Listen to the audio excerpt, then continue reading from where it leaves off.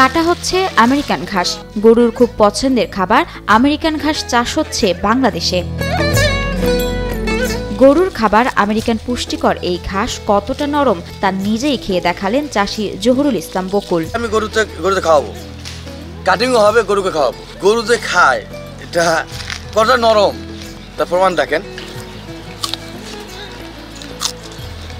American এই ঘাস গরুর খাবারের পাশাপাশি মেটাতে পারে মানুষের তৃষ্ণাও। তাই এই ঘাসগুলো গরুর খাবারের পাশাপাশি মানুষও খেতে পারবেন বলে দাবি চাষি জহুরুলের। যদি কোনো ব্যক্তি তৃষ্ণার্ত হয়ে মারা ধরে, কোথাও পানি নাই, এই ঘাসের জমিতে যদি থাকে, ঘাসে আগে করে খাবে, তৃষ্ণা মেটে দেবে। আপনি আমার কোনো ঘাস নাই বাংলাদেশে যে গরু খায় এবং মানুষ খায়, এমন এই ঘাস গরু খাবে, মানুষও খাবে। অন্যান্য ঘাসের চেয়ে ব্যতিক্রম এই ঘাস উচ্চতায় যেমন লম্বা তেমনি প্রশস্ত এর পাতাগুলো। ব্যতিক্রমী লাভজনক এই ঘাস চাষ করে সফলতা পেয়েছেন অবসরপ্রাপ্ত সেনা সদস্য জহুরুল ইসলাম বকুল। চাকরি থেকে অবসর নেওয়ার পর কি করবেন সেই চিন্তা থেকে প্রথমে গরু লালন পালন শুরু করেন তিনি। আমি আর্মিতে সার্ভিস করছিলাম, রিটায়ার্ড করছি, করার পরে চিন্তা ভাবনা করছি যে আসলে কি করা যায়। অনেক মানুষে অনেক কিছুই করে, তাহলে আসলে রিটায়ার করতেছে না মানুষ, আমার সেটা করতে হবে। সেক্ষেত্রে আমি চিন্তা করলাম যে বাড়িতে গরু পাললে কেমন হয়। তবে গরু পালনকালে রোগ ব্যাধি নিয়ে বিপাকে পড়েন জহুরুল।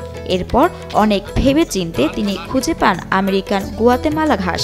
এ ঘাসে গরুর রোগ প্রতিরোধ ক্ষমতা বাড়ে এবং এর প্রতিটি পাতায় প্রোটিন, ক্যালসিয়াম, আয়রন সহ গরুর জন্য সব ধরনের পুষ্টি রয়েছে বলে জানান জহুরুল। চিন্তা করলাম যে আসলে কি খাওয়ালে গরুর থেকে রোগ সরে রাখা যাবে।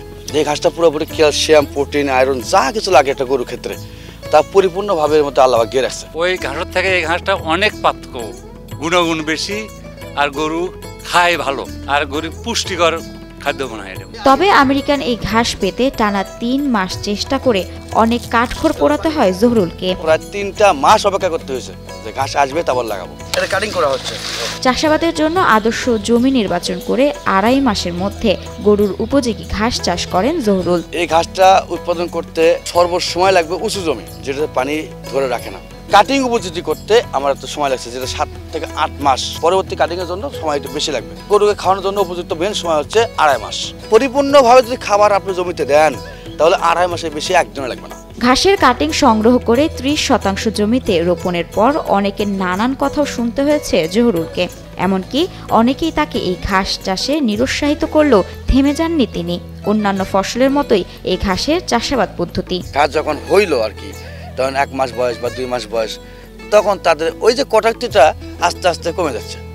যখন গরু খাওয়া পর্যায়ে চলে আসছে, যখন পুরো জমি ঘাস আর ঘাস ভরে গেছে, অন্য ঘাসের যেরকম চেহারা, আমার ঘাসের চেহারা আকাশের পার্থক্য। যেমন ভুট্টা গাছের পাতা সেটা ওষা বেশি এবং ক্যালসিয়াম পরিপূর্ণ, সব কিছুতে পরিপূর্ণ, তখন তারা আর এই কটাক্তিটা করে না। বিঘায় 50,000 টাকা খরচে প্রথম বছরে দ্বিগুণের বেশি লাভবান হওয়া যায় বলে জানান জহুরুল।